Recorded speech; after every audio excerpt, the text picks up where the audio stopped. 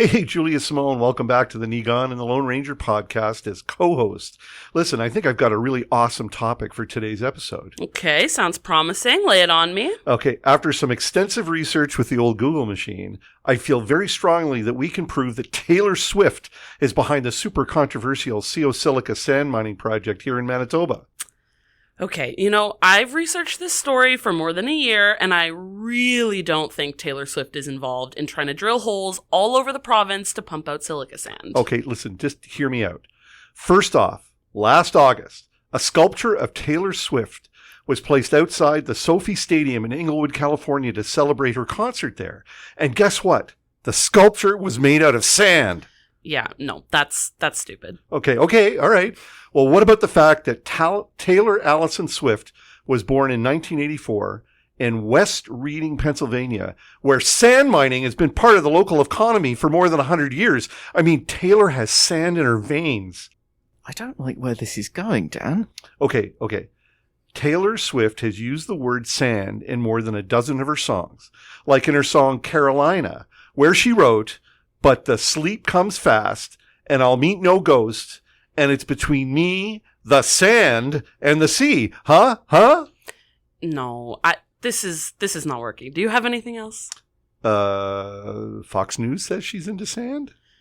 Okay, Dan, Taylor Swift is not involved in the Sio Silica project, but there is a big name lurking in the shadows of this story. Tell me, who has bright orange hair, a bad spray-on tan, and a penchant for insurrection? No way. I'm not 100% sure, but with a little bit of time on the old Google machine, I'm sure we could connect the dots.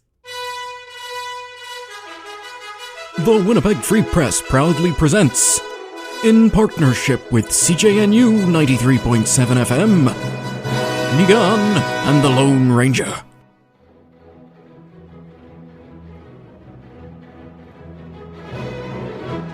Welcome again to the Nigan and the Lone Ranger podcast, which for this week is the Julia-Simone and Lone Ranger podcast. For a minute there, I didn't know if I had it correct. Julia-Simone Rutgers from the Winnipeg Free Press and the Narwhal is here.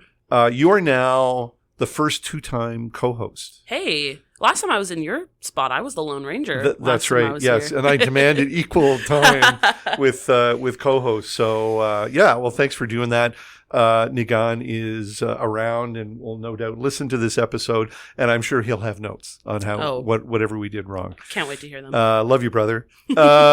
So we thought we would dedicate the whole episode today to an ongoing story that it is objectively one of the biggest stories in Manitoba. Yeah. It could be argued it's one of the most interesting environmental stories in the country right now. I would say. And that is the story behind the story of the Sio Silica sand mine, the proposed sand mine for Manitoba.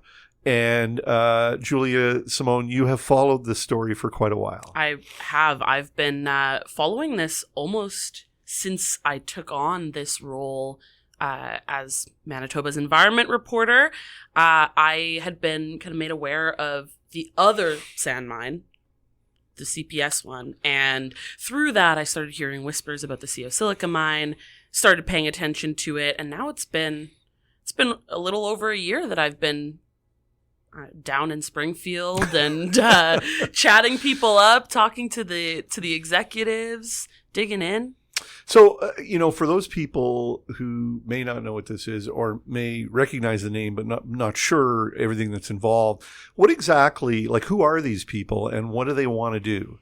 Yeah, so this is, Sio Silica is a group of Alberta-based, predominantly oil and gas industry guys, folks, not all guys. They want to drill into a southeastern Manitoba aquifer for silica sand, which is not like regular beach sand. It's made of quartz. It's got sometimes a high percentage of silica or silicon dioxide in it. That is very useful in a lot of green technology applications. So At certain purities, it can be used for solar panels, solar glass. It's used in semiconductors. Our phones are full of it. It's a very important metal, silicon. And so they found this large deposit of silica sand in southeastern Manitoba. They started looking in, I think it was 2016, got real serious in about 2017, but very quietly, very under the radar. And through the kind of years that followed, I mean, there's a lot we could go through, but the long and short of it is they said, we're going to drill for this sand using a patent pending method that they have engineered. It's effectively drilling wells into this aquifer, blowing the sand out, sucking that up to a processing facility that they also plan to build in the region, and then processing it, purifying it, and sending it to market on the rails. That's the basics. So on the one side, and I just want to kind of put this point on the record, like when people say sand mining, they think of open pit sand mines, and which are hugely disruptive, dirty, the dust, the noise, the trucks, whatever like that. Okay, but that's not what we're talking about here. No. So this technology, like of drilling the holes and then blowing out the sand, like, is that technology been used for anything else? Right. So this is maybe one of the most interesting parts of this whole story. This company says that this method is going to make it the greenest sand mine in the world. Sand mining, as you said, very messy business typically. The way this works, they're using water well drilling techniques. So this kind of process of drilling a hole straight down into the aquifer is pretty common in water wells. That's how most water wells get drilled. They're then proposing that they're going to put another tube inside of, what they originally drilled down into the sandbar. Inside that tube, they're going to put a smaller tube where they blow compressed air in, and that's going to create, negative pressure, suck up the sand in the water. That has never been used for mining before, especially not on such a large scale. So this is kind of the crux of the issue, is we have no idea whether this is going to work or not. Right. Water well drilling is pretty common, but to use it to extract something from underground is not so common. So, and that ends up being when you're using it to extract water, the aquifer is self-replenishing. Yes. Right. So the water you take out, if you do it responsibly, should be replaced. Yes. Over time. But nobody, there aren't any examples anywhere in the world where the caverns, like empty spaces, have been left. So is really this just a matter of the company saying, hey, trust us, it's going to be cool, without trying to be libelous. Yes, I think it is, for the most part, a bit of a trust us situation. They plan to put a lot of the water that they extract back. There are some questions about how that's going to work and whether that's going to introduce any new problems to the aquifer. But these caverns that you're describing, so that's a really confusing part of this whole proposal as well. So maybe I'll give you sort of a breakdown of the geology there. I'll try not to get too boring with it, but Springfield, Enola, Vivian, this is the southeastern region of the province. There's, a layer of dirt and grass and typical ground. Underneath that, you've got a limestone aquifer. Most people in the region, they get their water from the limestone aquifer. Below that, there's this thin, very crumbly layer of shale, which is a rock full of kind of metal and metal oxides. And below that, that's the sandbar. And so their proposal is, we're going to stick these well holes down, we're going to suck up all this sand, we're going to leave very large, in many cases, caverns. We're going to do about 300 of these a year in little clusters. It's going to be absolutely fine. The worry is those could collapse. Sand, as we know, can be very strong and stable. It can also, especially with water running through it, be very soft, malleable. So there are concerns that those could collapse. It's quite likely that the slopes You guys can't see my hand movements. The slopes. She's making a sloping shape. Yeah, that's right. Yeah, the It'd be slope described of as a V. A V. Yeah, so sort yeah. of a V shape with a little rounded bottom, maybe. The sides are likely to kind of continue to cave in, which could make those holes wider. Perhaps less deep, but certainly wider. There's also concern that the shale, which is in some places very strong and thick, and in other places very brittle or almost non-existent, could fall in and contaminate some of the water below with, metal oxides, which could leach out of the shale rock. All of that is sort of up in the air with this project because it hasn't been tested on a large scale. They've done a few test holes. They've shown that data to the Clean Environment Commission and to the province. I'm sure we'll get into that later on. But it's just, it hasn't been looked at on as large of a scale as they're proposing. Right. So, okay. So I think probably a lot of people do like the idea of Manitoba being the source of something that is used to make solar panels or components for other, advanced products and materials.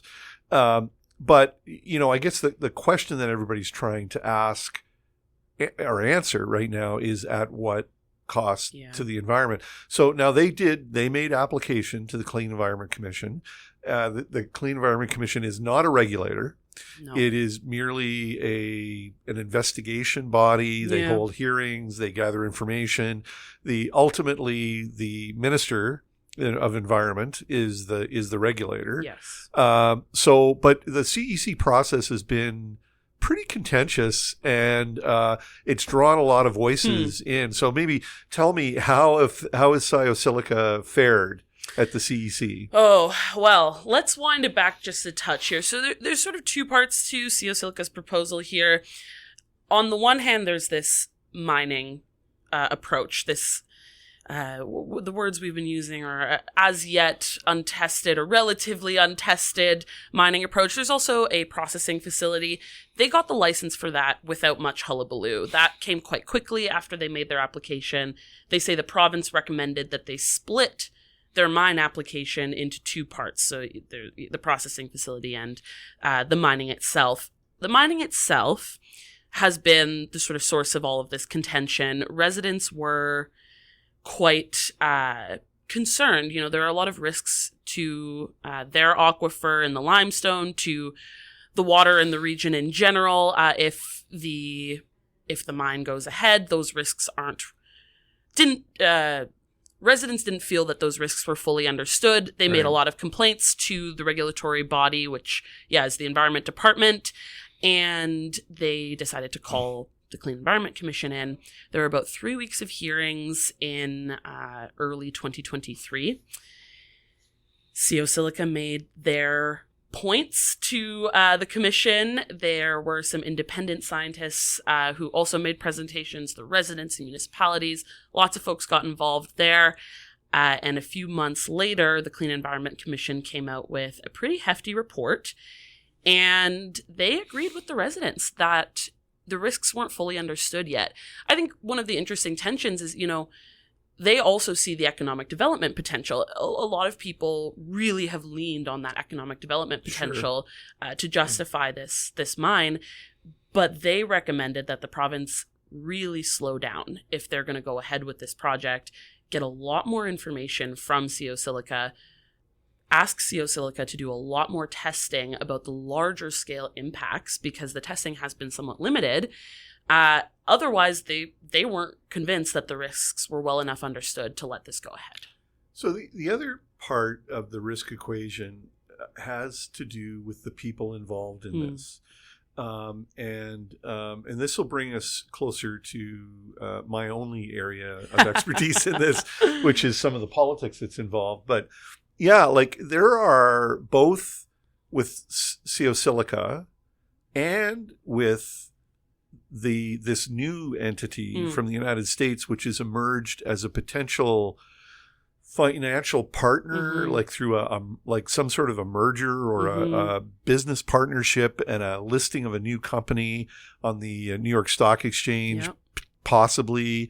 So, are there legitimate reasons to be concerned about some of the people who are involved in this thing? In November, Sio Silica announced that they were looking to go public on the New York Stock Exchange with this partnership with Pyrophyte Acquisitions. Pyrophyte is described as a blank check acquisition company. Their whole purpose to exist is to raise enough money to help other companies launch on the New York Stock Exchange. That's what they're proposing to do with Sio Silica. They are run by a man named Bernard Duroc-Danner. He is a oil executive in the States. He spent about 30 years at a handful of oil and gas companies. One of them was Weatherford International. Weatherford has had its fair share of troubles with the Securities and Exchange Commission, the financial regulator in the States. In 2013, they had a $250 million U.S. settlement that involved several state departments and federal departments. They had been accused of violating U.S. sanctions on trade. They were accused of a little bit of bribery. And they settled without, I think, admitting any guilt in that situation. Yeah, for sure. But they did, dish out a good $250. And I think that was, at the time, the largest ever fine that had been leveled against a U.S. company for these kinds of violations. Yes, it was massive. And it involved, the U.S. Treasury Department. There had been some criminal fines involved there. There were no criminal charges laid, but they were criminal fines. And then a few years later, there was another issue where Weatherford was accused of deceptive income tax accounting. So, a little bit of trickery in the books, perhaps, where they paid out another $140 million fine to the SEC. And Duroc-Danner left shortly afterwards and kind of went underground a little bit. So that, that raises a couple of red flags. Faisal Samji, that's the CEO of Sio Silica. He has kind of had his own share of financial investigations, this time in Alberta. He was the CEO of Prize Mining Corporation. He's run a couple of different mining companies over the years.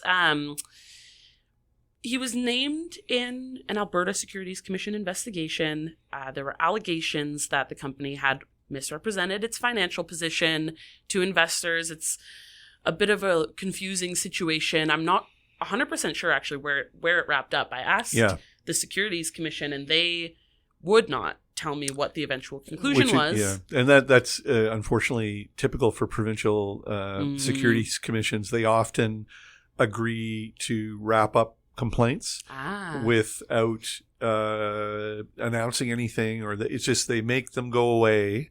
They may even level fines, but usually it's sanctions, like you'll never do this again within our jurisdiction, and then they never say anything about it. I found that kind of odd. The last publicly available information was that they had been given a cease trade order, a temporary cease trade order, but the condition for that lifting was that they had to tell investors what they had hidden from them, which was essentially that they had received a bunch of money to make the value of the company look good. But it turns out that money was mostly going back to the people who had invested it on these kind of contractor, in scare quotes, arrangements. So we should say, we haven't gotten, there's no evidence or suggestion that any of this has been happening with the company's interests in Manitoba. No. This is purely the history of some of the people who are involved. Trying to synthesize everything that you've been discussing so far, it's weirdly opportune that, Julia-Simone, you get to guest host this week, because even if Nigan was here, we would probably want you as the subject matter expert regardless. Yeah. You literally have with you only a small portion of the file that you've been working on, and I would love you to dramatically drop it on the desk. Here we go. This is the dossier. It's heavy. Yeah. And you have been living and breathing, not literally because you'd get silicosis, but you've been living and breathing this story for an extended period of time. What I find genuinely fascinating is the fact that at its core is an idea that could be argued is a fundamentally decent one. that there is potential to do something good here. It's just that absolutely everything around it, if not raises red flags, it certainly raises eyebrows. Yeah, that is the heart of this. You know, if everything that they're saying is true and above board, and this sand is as high purity as they say it is, and they can get their processing facilities up and running, this does have the potential to, you know, generate a lot of interest in Manitoba. There's already, you know, proposed partnerships with a German solar panel manufacturer. They want to bring, you know, the largest solar panel manufacturing plant in, I don't know if it's in the world, but certainly in North America, to Manitoba. And they want Sio Silica sand to make that happen. They believe that that's kind of the key to them being able to land in Manitoba. That's proposed to bring, you know, something in the range of 8,000 jobs. And that's something that people cite a lot when they're talking about the potential pros of this project.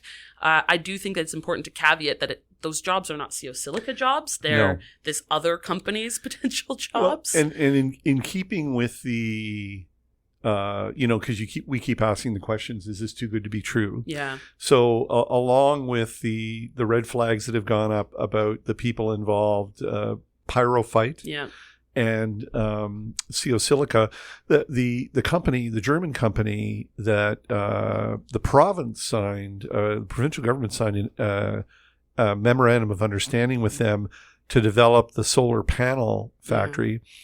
Now they have said to me, I finally, through a variety of methods, got somebody from the company to respond to some questions.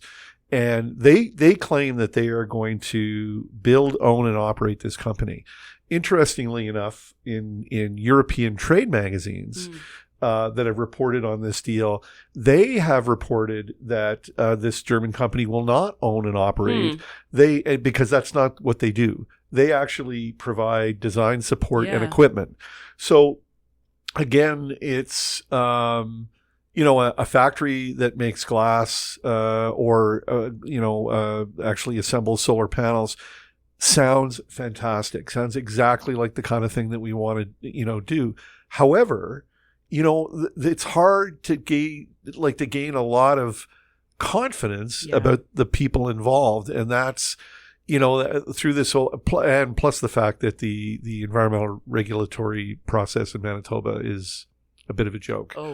Yeah. So talk to me why, because the interveners at the CEC have made this point. Why are people concerned about environmental regulation in this province?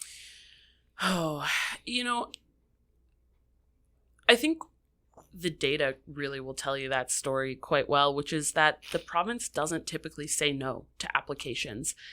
So how it works, you know, if you want to build some big industrial project in Manitoba, you make your proposal to the province's Environmental Approvals Board. Fun little name there, given they mostly approve everything. It's usually a pretty dense package. The province has some guidelines for what you're supposed to include. You need, you know, a lot of information about the potential impacts on the environment, whether it be air or to the ground or to, you know, plants and animals in the region. And the province has a group of technical advisors. They go through this project, they ask questions, they open it up to the public to ask questions, and then they sift through all of that information, and this, you know, advisory board or this approvals board, they decide whether or not this project can go ahead.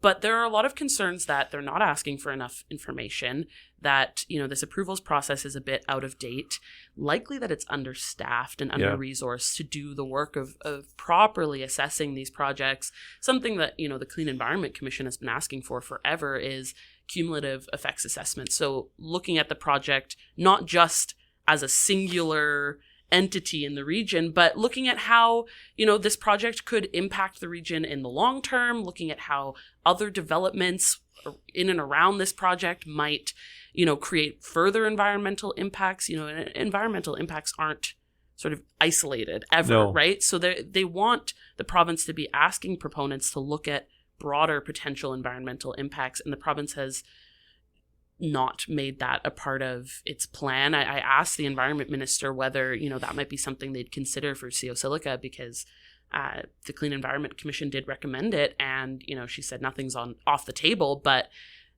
that's kind of all she said about it. And that's the new NDP environment minister, Yes, that's NDP Environment Minister Tracy Schmidt, who, I think probably came into this role with a file about this thick on the desk to at the least, I hope.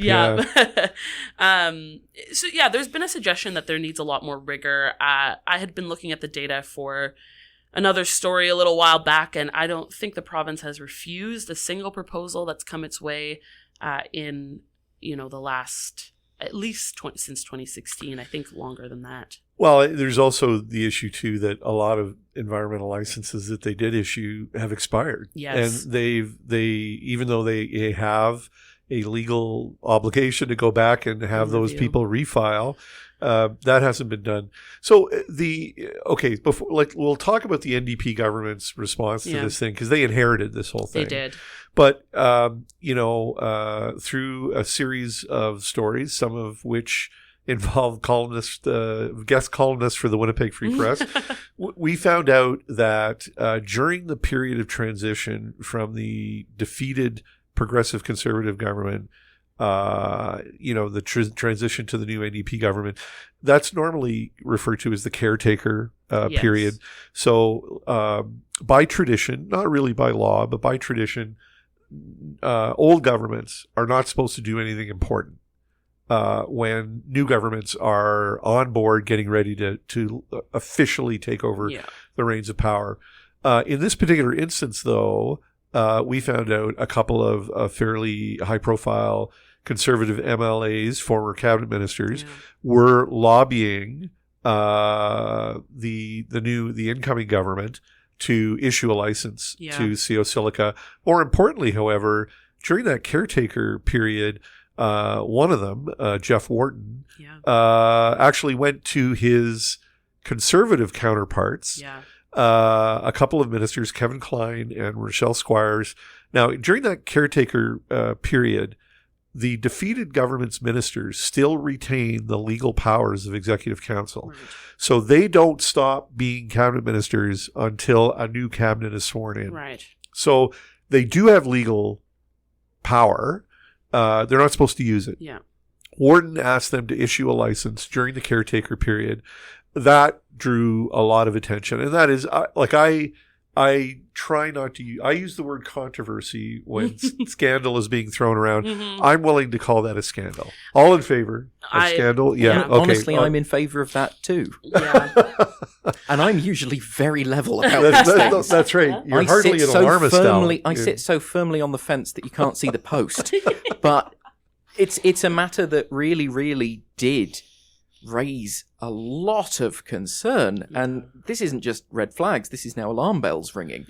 Well, friend of the podcast, Rochelle Squires. Yeah, no, exactly. But Julia-Simone, remind us though where the CEC left things right before the election. Kevin Klein, who was the environment minister, released a report. So they didn't recommend against it or for it, but they were waving their own red flags. Yeah, so here, let me pull out the CEC report here from my giant action shot package. here of papers. Yeah, I've got the investor deck in here, and then the Clean Environment Commission report. And in their conclusion, I mean, I think residents felt so, validated by the ultimate conclusion of the CEC. They say, the first line in their conclusion is, the commission advises that significant conditions be required for the project to proceed. They said the commission does not have sufficient confidence that the level of risk posed to an essential source of drinking water for the region has been adequately defined. That, that's a bit of a bombshell. That might be the strongest language the CEC's ever used. It's certainly in quite some time, it's not a no. It's not a don't do this, but it is a, there are major red flags here. And we as the independent, expert body see those red flags. So they made 8 recommendations. One of them was that the province needed a legal opinion because there is a possibility that drilling through 2 aquifers where there might be a potential for the water to mix, that goes against the province's drilling regulations and its mining regulations. Yeah. So they were told to seek a legal opinion on that. I'm told they have retained a legal opinion. I don't know what it says, but I'm told they have it. Then they said, if this does go ahead, you need to do it very slowly on a stepwise basis. And they made a bunch of recommendations for, more evidence that Sio Silica needs to provide. They said, you need to come up with a monitoring committee. You need to get the proponent to draft all of these very detailed plans that they had kind of brushed over in their initial applications. They asked for risk assessments of worst case scenarios. That work hadn't been done by the time the CEC saw it. And of course, the cumulative effects assessment. So they give all of this to Kevin Klein at the time, to the environment minister. The environment minister does not have to accept these recommendations. These are not binding in any way on the government. They're advice. There is some, technically the Environment Department needs to give a written opinion if they're not going to follow the CEC's advice, but it's not mandatory that they do. Klein was very quick to release this report to the public, transparent move on his part, I suppose. And he said, you know what, we're going to send this back to the Technical Advisory Committee. They're going to take another look at the project, and we're going to figure it out from there. And that's where things were when we went into election season. I remembered asking, on several occasions where progress was at, whether we had a decision coming. There's been no timeline. There still isn't a timeline.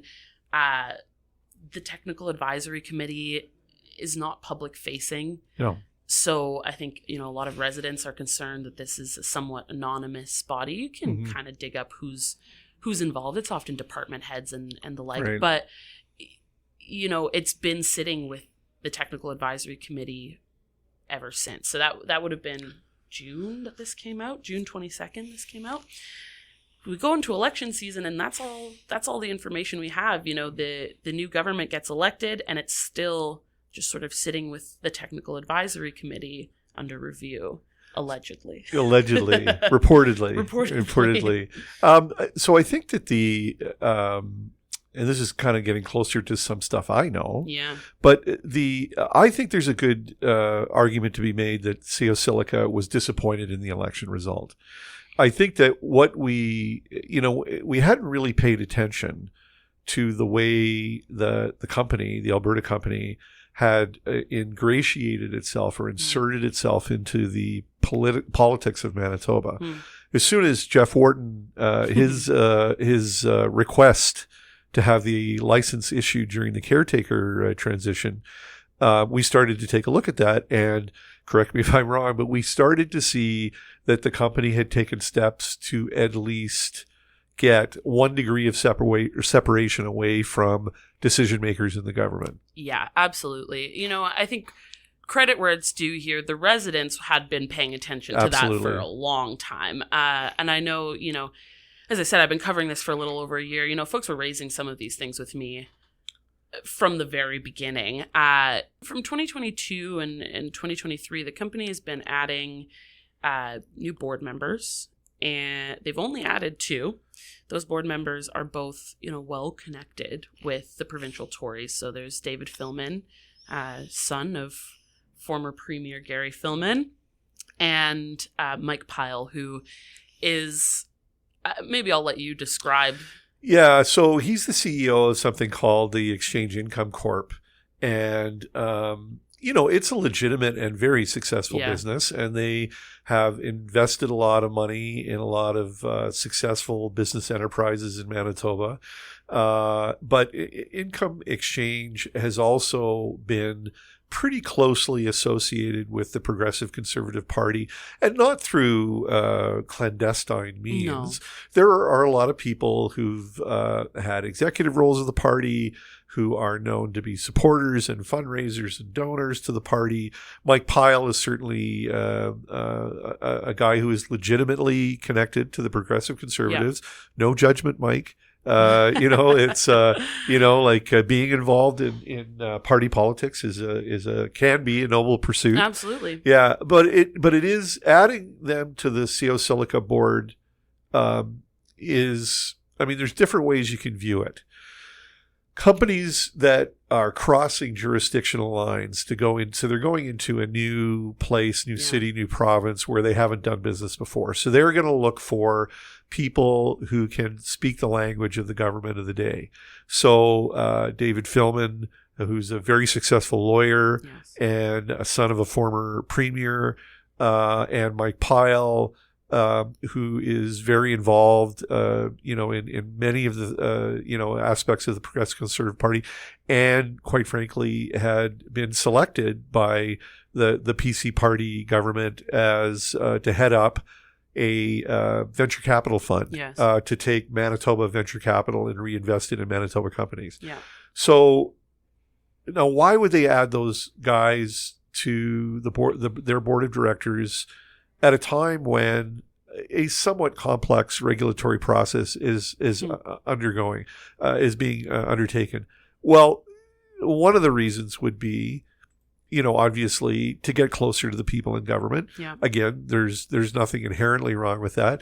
The other thing would be if, from a business interest, Philman and Pyle, maybe they'll have some future business interest.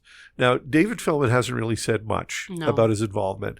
Mike Pyle did send me an email in which he said he has no direct interest in Sio Silica or the project in Manitoba.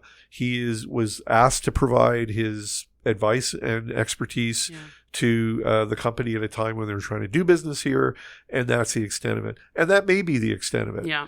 But clearly, again, this gets you 1 or 2 degrees closer to the people, who make decisions. And I think that there are other connections as well between the party. Because you and I have discussed Marnie Larkin before. Yeah. I mean, you probably have a little bit more on Marnie's relationship with them than I do. But, Marnie Larkin, conservative strategist, she worked under Gary Philman, actually, and probably best known recently for spearheading Heather Stephenson's re-election campaign. Fascinating re-election campaign.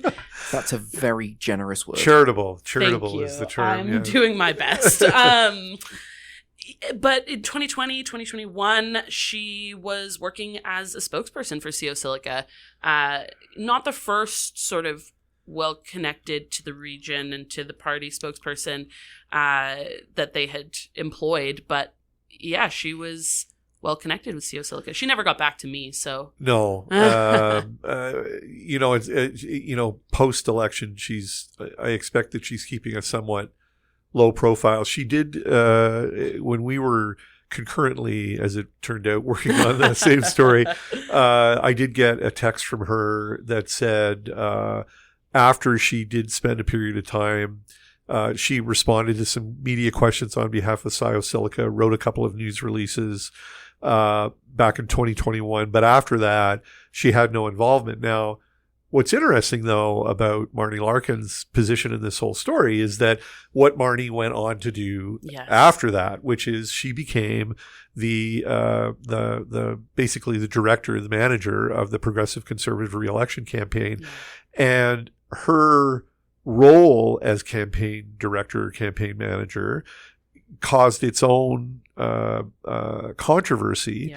Yeah. At one point, Premier Heather Stephenson fired her chief of staff and the clerk of the executive council. Yeah. So that was, And the backstory to that was that both of those individuals had raised concerns that Marnie's role as campaign manager, there was creep into the business of government. And there has to be legally a very firm firewall between partisan political things and government business. Yeah. They raised concerns that she was beginning to influence decisions of government or certainly contribute to the decision-making process and driving out of her lane as campaign manager. Now, again, that's a theory that I published and have referred to several times. I know for sure that the two individuals who were fired did in fact raise those concerns. What I have not been able to prove is how much influence that she had on. Now, I will, and this is something that I've only written about, I think, in passing, but as I continue to look for evidence of the campaign intruding on government business. Yeah. So recently, one of our reporters wrote a really good story about how the government had tasked education department officials 6 months before the election, asked them to do a cross-country audit of legislation and policy regarding gender identity. Right. Now, as we know, gender identity ended up becoming a huge and, really kind of awful part of the re-election campaign as the progressive conservatives, they jumped onto the parental rights bandwagon. Parental rights is a catchphrase, a soft catchphrase for what is essentially the North American anti-LGBTQ, community. And but they had government looking into this issue well before the election, during a period of time that there had been concerns raised about the campaign's intrusion into government policy. For those people who were connected to the campaign and possibly worked within the government, they're going to point a finger at their computer screens or their iPhones right now and say, you are drawing too long a bow. You're connecting too many dots.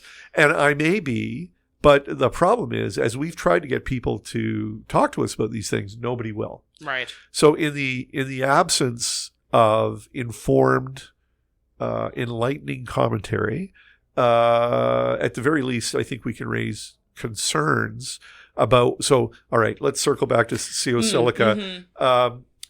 Certainly the government, like when Kevin Kline released the report in the summer before the fall election, he made it very careful. Was very careful to say, we're not doing anything on it. Like we're not issuing a line. There's more work to be done. He also kind of absolved himself of the responsibility and kind of continued to raise this point that he wasn't going to be the one to make the call, that it was up to this technical advisory committee. Right. It really took a step back. And kicking the can down the road is a great political tradition. It really is. Right before an election. Like, why come out with something really controversial? Yeah. Again, Wharton's actions, though, during the transition period raise a lot of concerns about why. Like, that's the question that he has made statements but not explained. Why did he take it upon himself to represent the interests of Sio Silica at a delicate period of transition, really contrary to the best practices of parliamentary democracy in this country? And we still don't have an answer. Well, and as you've said, having Philman on the board, having Pyle on the board, those things they make logical sense for an out-of-province company, trying to get their project underway. Of course, that's what they want to do. And I think when you have, these allegations against Wharton and his actions during the transition period, that's what makes all the rest of it feel a lot more red flag, alarm bell-ish, right? Like, if these allegations against Wharton are true, it does kind of raise the question of, okay, well then what else has been going on behind the scenes? Another connection that I find fascinating. Michelle Richard is an urban planner. She works for her own planning firm. She did some early work with Sio Silica in, prior to, is my understanding, 2020. She also ran for the PCs in 2019. She says she stopped working on the Sio Silica project in the summer of 2020 because she got a job with the government. She was working as a director of municipal relations, advising on policy this gets a bit perhaps into some weeds, but I think this is quite interesting. One of the policy pieces she was advising on, and she told me she sat on some working groups with other stakeholders, was this bill 37. It's got a very long title. It's quite boring, but it's a municipal planning bill. The municipal board, it basically invests a ton more power in the municipal board to basically overrule local government on issues. Yeah, so if a developer says, we want to build this, and a local municipality says we're not really interested in that, the developer can go to this municipal board and say, we think we have a case here, and the municipal board can tell the municipality, actually, yeah, they do. You have to enter into an agreement with them. You have to allow them to. And interestingly, all the people involved in this story, what is the one thing they're really waiting for right now? There's kind of a great deal of anticipation about what they think is going to be a decision from the Manitoba Municipal Board. Yes. Now, it's not necessarily my job or the job of this podcast to advise the Manitoba Municipal Board on political matters, but I'm going to say it anyways. If I were you, I would not issue this decision now. New government, the CEC report, quite responsibly raised concerns about the work that has not yet been done on this project. To issue a decision now really would compromise the legitimacy of the Manitoba Municipal Board in this podcast's humble opinion. You know what? They have issued a decision. Yeah. So they held a bunch of hearings. Now this, I don't want to get too complicated here. I'll just try to summarize quite quickly. The processing facility that Sio Silica wants to build, they already have the environmental approvals. What they're trying to get is the zoning approval to build this facility. The Springfield Municipal Council has been... They've raised their own questions, right? Like their hesitancy was that they weren't sure how the project was going to affect their aquifer, their water quality. And so they wanted to see more information, more data from the company before they made, a call on the zoning application. And they told the company, there were kind of a series of applications. They told the company, no, we're not going to completely rezone this parcel of land that you want to build to the processing facility on so that you can build this. And the company went to the municipal board. The timeline on that raises questions, I think. Do you want me to go into this part?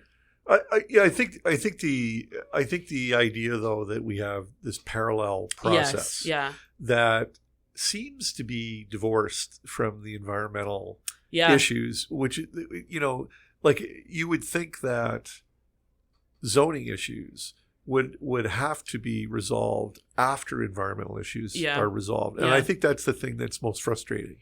Absolutely. And it comes back to that. They're calling it project splitting, where the mining is being assessed separately from the processing plant on an environmental level. Yeah. Springfield, the council said, we don't think that these are separate things and we don't want to consider them separately. And the company's like, well, the province already decided they're separate. So you can't ask us for information about the mining or about, the impacts on the environment. We don't have to provide that to you. The province already said that was above board.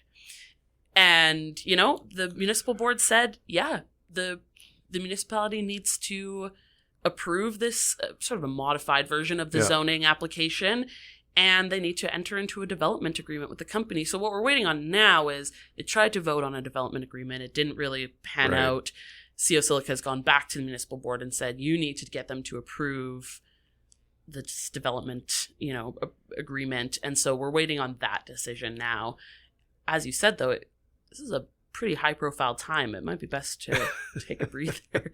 I am not providing any official advice. No, but well, you're just a co-host. Exactly. So, it's... I have no power here. So I just want to kind of broaden the discussion a little bit here just as we wrap things up. I think that, on the one hand, we're presented with this brave and shiny future new age batteries with limitless capacity to store energy and clean electricity, that comes from wind and sun. And, I read an article recently about how solar panel technology has evolved to the point where it doesn't actually need a clear blue sky anymore. That any degree of sunlight, even on a very cloudy day, they can still extract the energy that so it's like for all of us who are concerned about climate change, it's like that's what I really want. And then on the other hand, you've got environmental degradation, mining colonialism, toxic, irreversible pollution and the destruction of ecosystems. And because none of this stuff happens without the precious metals and materials and in this case the quartz. I know I lose sleep thinking about this stuff. Gosh. What is your have you seen enough small examples of people who have found a way to get something valuable, but do it in a way that doesn't create more problems than the problems it's trying to solve? This is a question that I lose some sleep over as well. We have decided that fossil fuels, we can't rely on those anymore. We need to switch to electric everything. And as you said, you can't do that without these minerals. And I think that the important perspective there is, you're swapping one extractive industry for another. You're not going to be reducing the amount of extractive activities that you're up to. You're just switching what products you're looking to take out of the ground. Whether that can be done better is really, it's still up in the air. This is such a fast changing time for these, energy industries, for mining industries. I know that the mining industry here in Manitoba, they are quite adamant that they are constantly improving their processes. And it makes sense that, they have stakeholders to report back to. If they're making a big mess environmentally, they're not going to be successful. And so it is in their best interest to try to find cleaner ways to do these things. The mining industry in Manitoba has been on a massive critical minerals push. Everywhere. As everywhere. I'm seeing ads on my Twitter feed, fancy Manitoba critical mineral mining ads. Silica is not a critical mineral, but it's not in Canada at least, but it is in the US. It is in Australia. It's getting closer to, I'm sure, getting that designation here. It's so hard to say whether this shift is going to be sort of a net positive, right? Mining is a messy business. It is not particularly well regulated. The province doesn't have resources to follow up on these mines, to keep track of, whether they are following the standards that get set out in their licenses, whether they are cleaning up after themselves. And so there is just an immense amount of risk to mining in general. I mean, this is a mining province. We've had a lot of mining throughout the entire history of this province. And there have been some projects that are relatively successful and others that create a really big mess. This project being so close to Winnipeg, being in the south, being in a fast-growing area like the bedroom communities of Winnipeg. A rapidly developing bedroom community. That puts a lot more spotlight and attention on this project and on any potential mistakes or accidents that would happen than anything, further north, the Wapinagao sand mine. It's the same sandbar. They're after the same material, but we're not, talking about it in the same way. In part because it's a little bit further north, a little bit further away. It's, it's kind of an impossible question to answer. At what cost question. I think ultimately people who work in, environmental fields, they think that we need to be investing a lot more in reducing our consumption rather than just switching to different forms, right? And that's not something that, we've seen as much leadership on as perhaps the push for mining. And in terms of leadership, the leadership that we're looking for now is going to come from a new premier and a new government. And correct me if I'm wrong, but they have been remarkably, maybe alarmingly open-minded. I don't want to say that being open-minded is the wrong posture to take, but am I wrong in assuming that Premier Wab Kinew and his government have kind of sort of adopted the same language and posture as the previous government? Like, they seem like they really want to make this happen. Yeah. But, you talked to the new environment minister, Minister Schmidt, and she really raised some eyebrows when she talked about the cumulative effects analysis, which should be pro forma for this kind of project. It really ought to. After we get a license issue, we can, there's lots of time to do that. That really raised some flags, didn't it? It really did. There's been a sort of, I've been sort of struggling with maybe a little bit of a disconnect between what's coming out of the Environment Department and what the Premier has said. The Premier effectively told one of our colleagues, this is going to happen. This is going to go ahead. It's just how. How do we ensure that it's safe and so on? Which, as you said, is very much the posture that I think the previous government had been giving off, right? Yeah.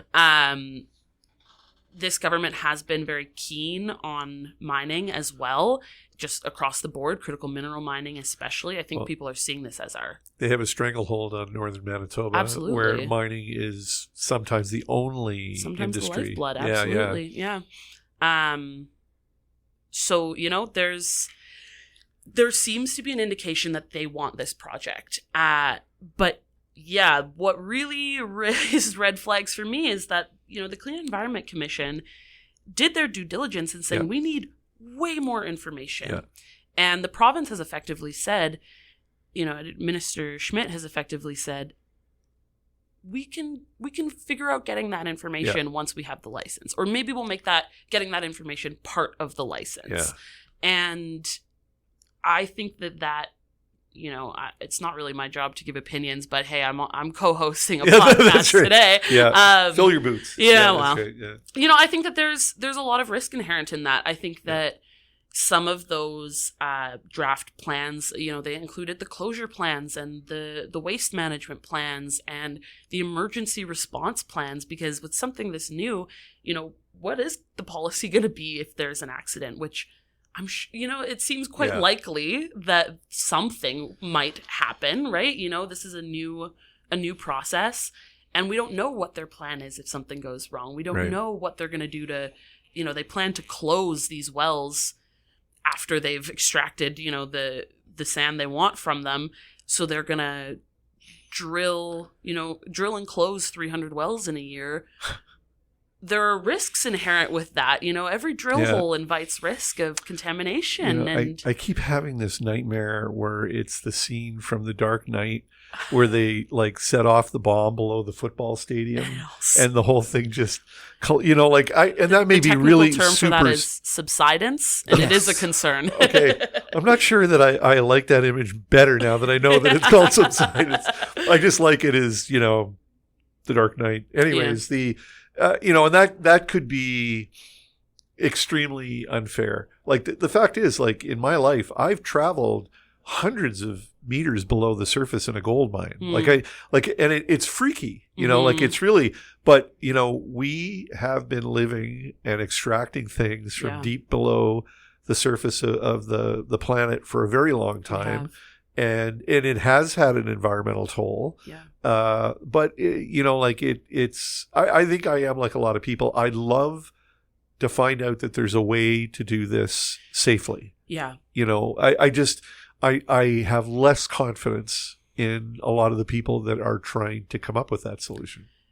Yeah, I think that really does reflect the perspective of so many people who live in the region and who have been following this with concern is, if we can do this, if we can do it properly and safely, and we can mitigate the risks, there's potentially let's do it. There's potentially so much good that could come of it. But with something that's so new, there have been so many little tiny shifts in the proposal and the plan over the years, which to some degree makes sense. They're proposing something that's not really been tried. but it doesn't inspire confidence that, we know how we're going to do this and we're going to get it done safely. There's so much information still outstanding. Without that security and that confidence that either the proponent has done every bit of due diligence they can to make this safe, or the government has done every bit of due diligence they can to make this safe and to make sure it's going to be followed up on and monitored, it's hard to want to take the risk. If people's drinking water is at stake, that's something that you can't really fool around with, right? No, not in a province. I mean, we're blessed with a lot of water. So much great, safe water. Yeah. But messing with that would seem to be the wrong idea. Yeah. So surveillance and monitoring and so if not by the government, I'm pretty sure the Winnipeg Free Press and the Narwhal will continue to surveil and monitor what's going on. Peguis First Nation as well is going to be doing a little bit of that monitoring for them. So I think it's a positive bit of news in that side. Julia-Simone, thank you for coming in and doing the brain dump on this really important story, because it really is like, I think this podcast should become required listening for anybody at the Free Press who needs to write a Sio Silica story. So thank you very much for this. And I have a funny feeling like if we got the same reaction to the podcast last time you co-hosted, that you and Adam could be doing this podcast. The Nigan and the Lone Ranger will be sent off into the sunset. Thanks for starting things off. No, it's okay. We're the B team. Yeah, we're the B team. We're the super subs. The super subs. Yeah, signaling to the bullpen for subject matter experts. Now, if folks haven't read the recently published piece that you put out, Julia-Simone, they should read it. It essentially gives broader context and a little bit of a deeper dive into everything that's been discussed here today. Yes, yeah. You can read it on the narwhal.ca. You can also read it on the Winnipeg Free Press. Oh, very good. Yes, I got to shout them out as well. And on Mondays now, you can read it without a paywall. Oh, yes, I did see that. That's right. So get ramped up for Mondays. It is paywall free Monday, and that is a chance if you want to catch up with some investigative work that Julia-Simone's done on this story or any other great story. I publish a column on Mondays, by the way. WinnipegFreePress.com. Wonderful place to check out what is happening in our community. Our boss is going to love this. Well, I have to do something that he loves on this, because as I've established in previous episodes, we do a lot that he doesn't like. Although you didn't have to beat me once. I've been well behaved. We've got him tied to the chair. Tied to the chair. Nigan Sinclair, my brother in podcasting, will be back. He would want me to say thank you to the Winnipeg Free Press for supporting the podcast. Thank you to CJNU and Adam Glynn for supporting the podcast. Miigwech and thank you to the audience for turning in. And who knows, maybe Nigan will come back and co-host with me again in the future. Fingers crossed. One day. One Here's day. hoping. Well, thank you so much for having me on. Yeah. I love to chat about this story, and my inbox is always open if somebody knows something that we don't, because we are continuing to look for more on this one. Absolutely.